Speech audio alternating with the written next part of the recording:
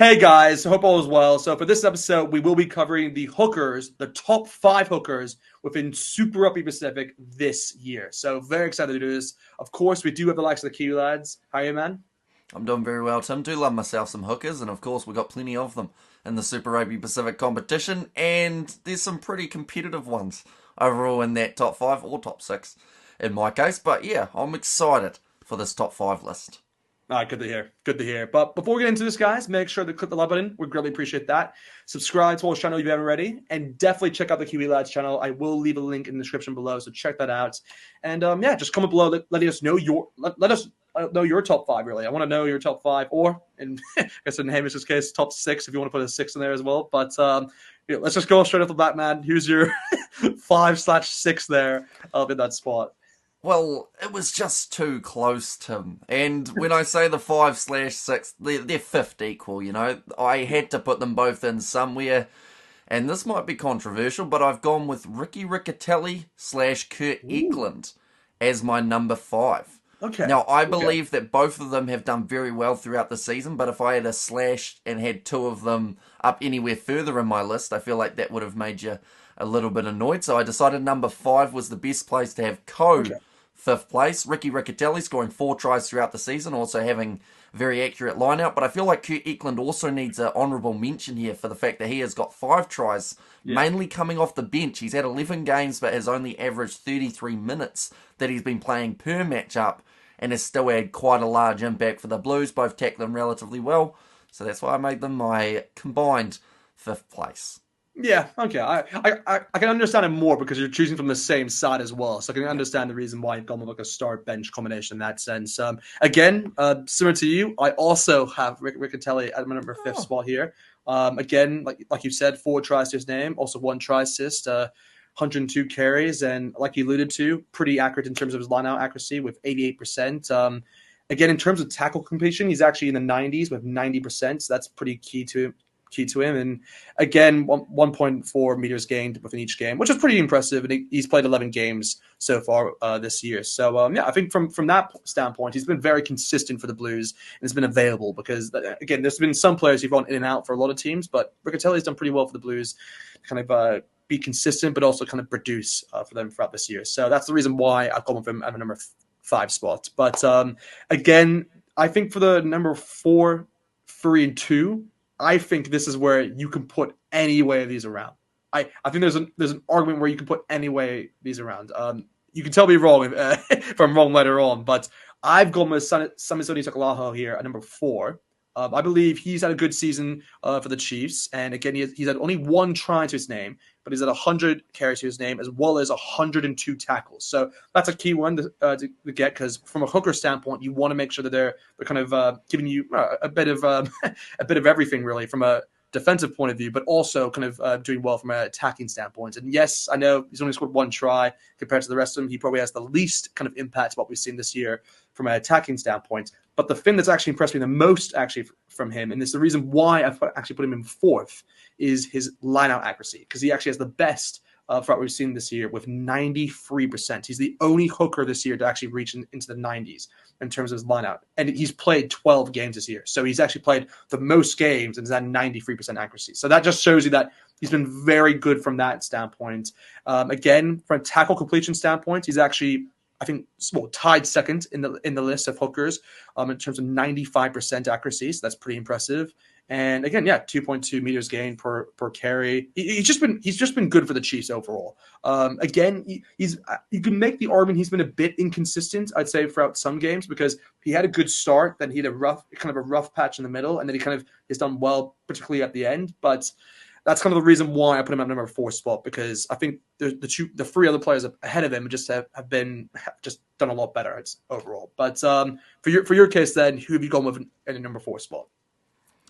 well, I have gone with a Fijian draw player in my number four spot. Ooh, okay. And I have gone with Tavita Ikanaveri in that number four spot. So he has scored 3 tries. He's had 408 metres carried. So, of course, as Yeah. a Fijian draw player, you're going to have a lot more metres than most other hookers in the competition. He's beaten the stock standard 33 defenders, as you do when you play for the Fijian draw, 5 clean breaks, 2 try assists. The thing that let him down a little bit is that tackle completion of only 78%.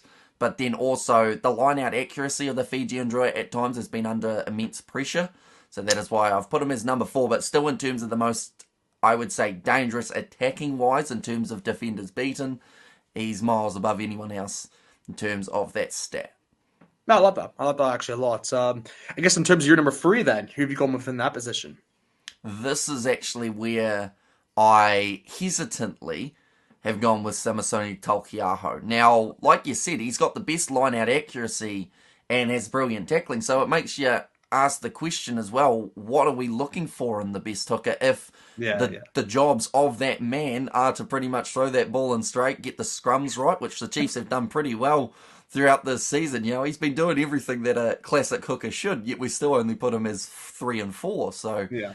I feel a little bit bad for him in that regard. But, alongside the 200 metres that he's made, yes, he's only scored 1 try, but he's beaten 17 defenders. He's still got them on that front foot when he's needed. And, yes, he hasn't had the best season, but I can still see him in the All Blacks, to be honest, as one of the hooker options that they have got this year. But, yeah, I'll go with him as number 3. I could have put him a lot higher, though, I believe, just because of those impressive percentages. Yeah, fair. I think that's fair enough. Again, you've already named him already, but this is actually where I've gone with Ikanaveri here at the number 3 spot. Again, similar to you, he's had 3 tries, he's had 2 tries to his name, 119 carries. So again, he's actually done everything that you expect from a hooker. It's just that the thing that's let him down, like you alluded to already, is his line of accuracy. So that's something which they have to do better on because. For the Fijian Drua, they've definitely been better from a scrum position than lineouts because they've actually had the best scrum in the competition, actually, when you look at it in terms of the scrum penalties they've been able to get. So, again, he is a part of that, but it's really more the props, you could say, you kind of win those penalties. So, again, Ikanaveri, it's something which that's probably the one aspect of this game he just has to work on. But besides that, he kind of has everything nailed on and definitely has the potential to. I mean, I believe he's the starting hooker for Fiji going forward. But look, he's an awesome player to watch. I think any player for the Fijian Drua is awesome to watch, but he's great because he just goes full throttle and kind of just makes every game kind of his last. But I guess in terms of my number 2 here, this is where. This maybe become as a surprise, but I've actually gone with Tom Horton here from the Western Force. He's had a very impressive season, I think, for the Western Force, and I think he's been very undervalued actually in how well he's done for the Western Force, but also underrated. Like he's similar stats towards Ikanaveri, where he's at 3 tries and 2 try assists to his name. He's at 119 carries as well. Again, in terms of line accuracy, they're actually in the 80s as well. So it's something which they're not amazing, you could say, in terms of line accuracy, but they're kind of like in kind of the average, you could say, what you expect from a team. So it's something which he's been a big part of, Tom Horton. And again, he's actually done really well for the Western Force. But the reason why, and again, I've said this for other players in the past, and it's not just individually, he's been awesome, but you also have to remember the team overall. They haven't had, they just missed out on that playoffs. And again, they had a late surge, you could say, at the end, but it just wasn't enough. So that's kind of another factor that kind of came into my thinking why he couldn't get the number 1 spot. But he's had a really good season. And again, you can maybe, and like I said, you can kind of interchange these around with the number 2, 3, and 4, I believe. But I went with him just because he's a player which you wouldn't expect to be in this top 5 list. So I felt like he deserved to kind of have a mention. And really, when I thought about it more, he's really impressed me. So that's the reason why I put him at number 2. But again, for yourself, then, who have you put in that position? And just to mention about Tom Horton as well, I think something that you didn't brush upon was the fact that he has played 14 games. Yeah. Throughout those 14 games, he has averaged 65 minutes. Awesome. So he's definitely the hooker who's working the longest, which of course would bring in the most money in another profession. But in terms of 2, for myself, I've actually gone with the man who scored the most tries out of any hooker throughout Super Rugby Pacific. Really? I have. Whoa! I decided, hey, you're allowed a little bit of an interesting one with Horton. I'm now eager to hear your first, but let's go into this first. Let's go into this one. Okay, I've got Matt Faessler as my number 2. 180 metres carried, 8 tries to his name.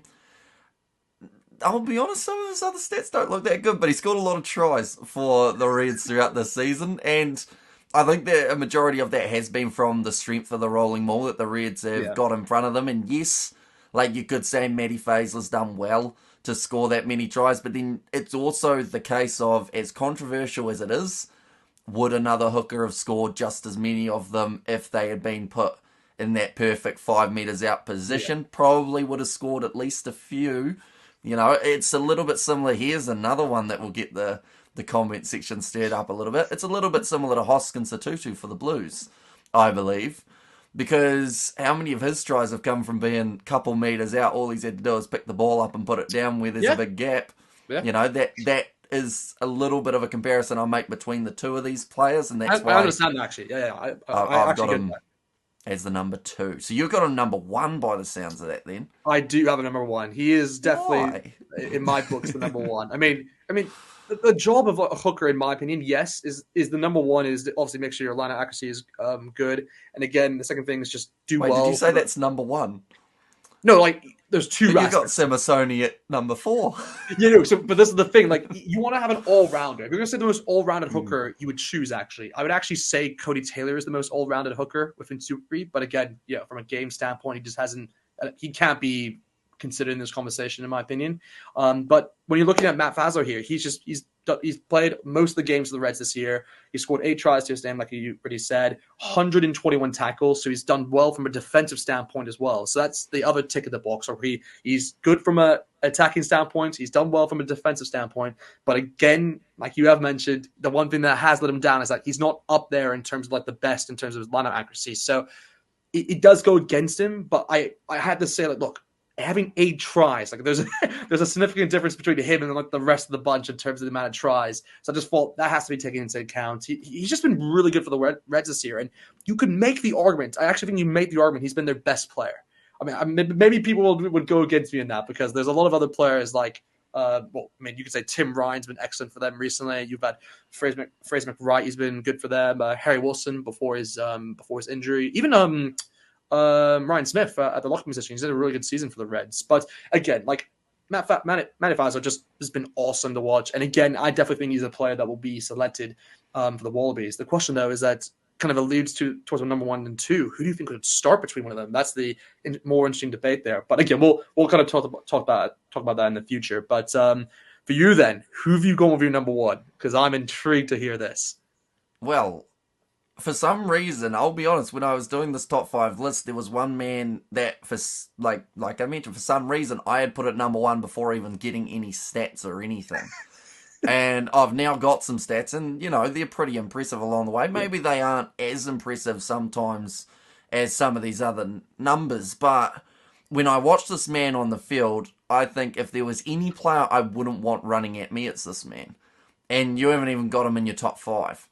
So And yeah, I'll explain why, but you go ahead first. and that is Asafa Amor. He's only played 9 games, so of course that is less than pretty much any other one of the hookers that I've got on my list. But in those 9 games, he's only had 36 carries, and he's made 230 meters from those carries. He's almost making 10 meters a go. Yeah. And that's because when he runs, you can't stop that man very easily. He just knocks people out. He's like a boxer on the rugby field. But 24 defenders beat and 2 try assists, 4 tries for himself, which mostly involves steamrolling. The scrum for the Hurricanes have been pretty impressive. I believe they've got the second most accurate line out in the competition as well, even though Tupu Tupu tried to ruin that by throwing them straight sideways half the time. Yeah. But at the end of the day, Amor just seems like he's going to be an absolute freight train. And I believe if he played a few more games this season, maybe I'm stretching it a little bit there, but I think if he had played 4 more games like most of the other guys, he would have been really dangerous in terms of those stats. So a little bit similar to what I did with Cam Roigard, how if he had continued playing throughout the season, he would have been high. Suffer more. Get that man in the All Blacks kit again.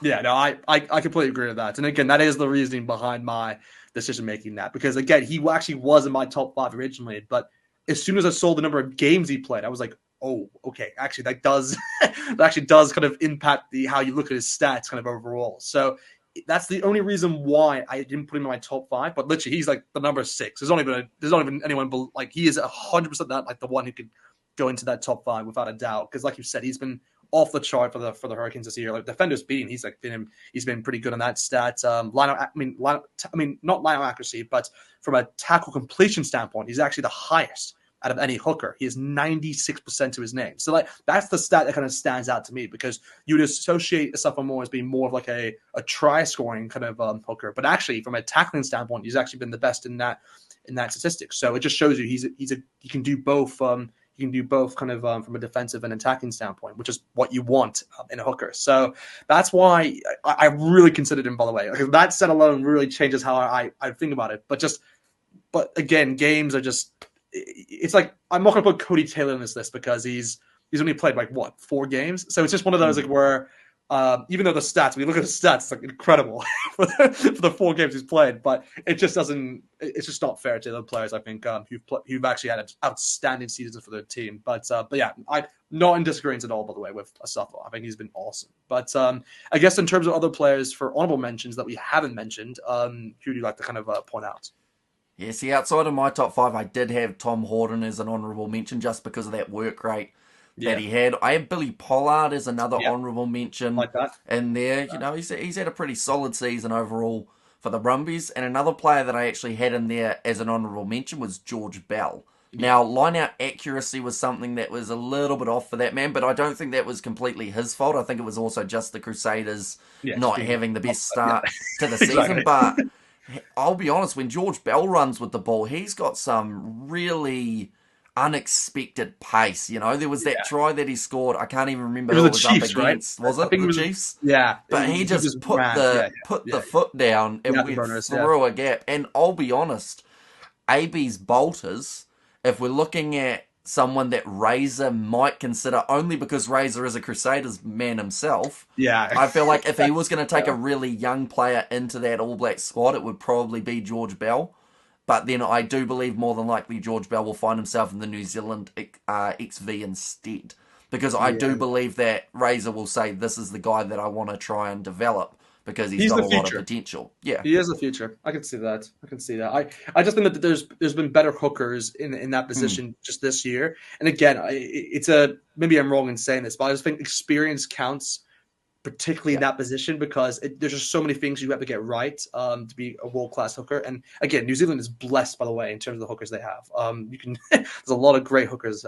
So it's one of those where Bell can definitely get to that stage where he can be up there in the conversation in that free that gets kind of selected by Razor. But it's just, is it the timing? Is it timing right now? I just don't know. Maybe like another season under his belt. I think it purely depends on Cody Taylor's future, doesn't it? Because I would say that for me... Oh, he's selected. You don't think he's selected? Well, no, not so much that. It's more so...